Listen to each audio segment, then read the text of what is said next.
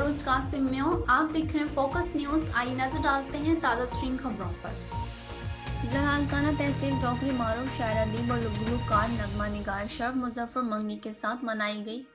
सिंधी अदबी संगत ब्रांच टोकरी ज़ेर तमाम तकरीब की सदारत मारूफ शायर और नकाद आदिल अवासी ने की, जबकि तकरीब के मेहमान खसूसी इकबाल इमाम, अब्दुल सत्तार मंगी, उस्ताद गुल दावली, अजीज मंगी, अनवर डंगाई, अजीज ब्रोही थे। आमिर मंगी समेत में मरहूम गवर्नर मंगी, जाहिद मंगी का एतराफ़, पीरजादव और दीगर ने भी मुजफ्फर मंगी की शख्सियत पर गुफ्तगू की।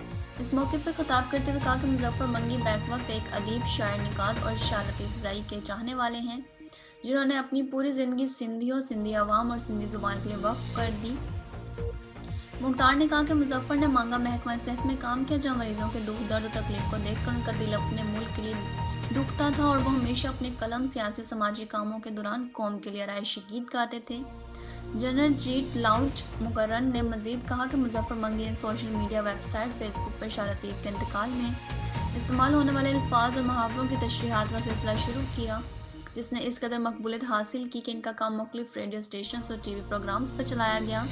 उसके मवाद को इस्लाम वेबसाइट पर भी डाल दिया गया।